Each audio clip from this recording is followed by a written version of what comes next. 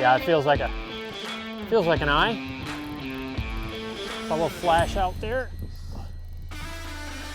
You decide you're just gonna come in on the surface, I guess. What we're after, huh? Absolutely.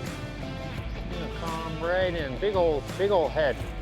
Big old head on that fish, one. boys. Woo-hoo! How's that? Scott Walsh here from Midwest Outdoors. I'm fishing today with a good friend of mine, Mark Kortz. We've known each other for a long time. Don't get to fish too often together. But we're on beautiful, if slightly angry Sturgeon Bay today. It's kind of windy and pretty gloomy, but Mark seems to think boat control is not going to be an issue today, and we're going to get on some fish like this. Sturgeon Bay's got that big smallmouth reputation, but plenty of these around too, huh? It's absolutely got some big walleyes too, and that's really what we're going to do today, Scotty. We're going to cover a lot of water this morning, and honestly, the conditions are not perfect.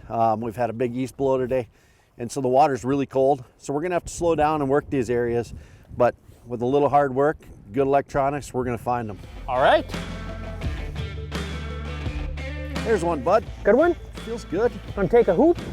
I'm gonna hit spot lock here.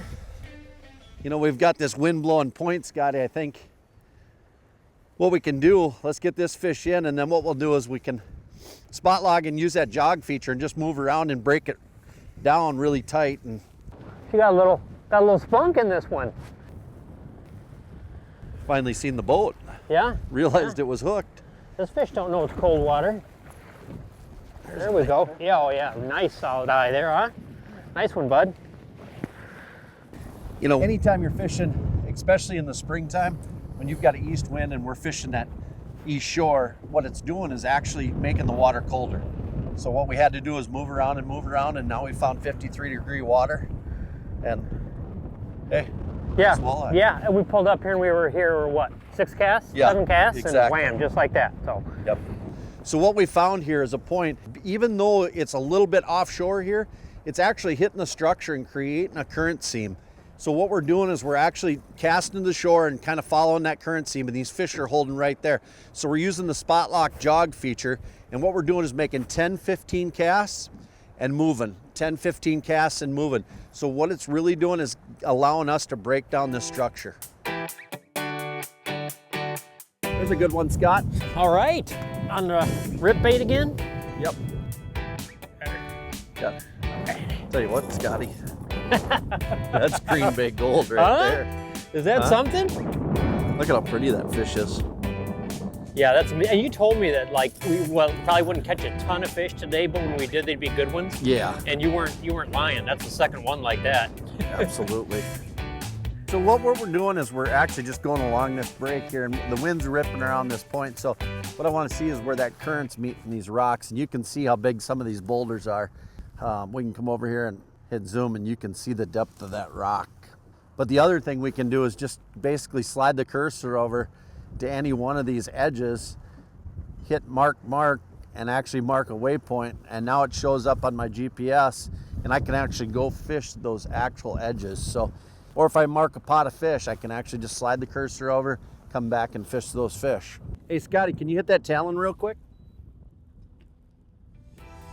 That's one of the neat features of the One Boat Network is you can drop that talon, for example, from anywhere in the boat, whether it's from the bow and a foot pedal, remote around your neck, the Humminbird unit yourself, or even on the talon itself if you need to. Even your phone for that matter. I just changed to that gold bait, been throwing purple.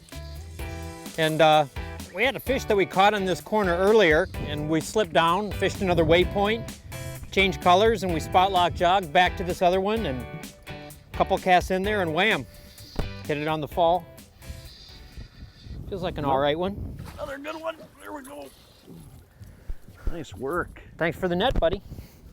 You know, the other little adjustment I made there, Scotty, is I jogged out a little bit just to get us off that break. I thought maybe with that sun, those fish might slide a little bit deeper. I wanted just so those baits would come off that break. I'll tell you what,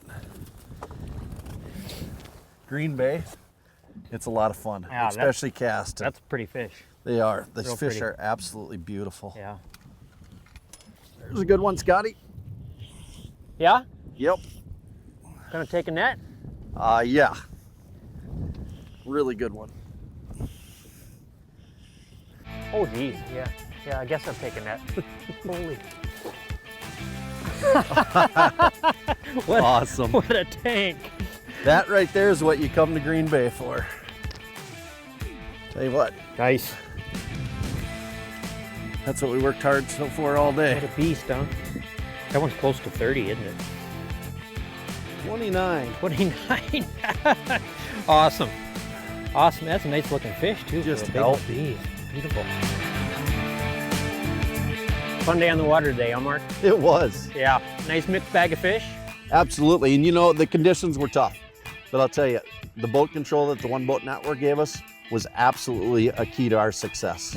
Yeah, without a doubt. A lot of wind today. Without that, it would have been tough. Thanks for watching today. I'm Scott Walsh, and for Mark Hortz, stay tuned for more Midwest Outdoors.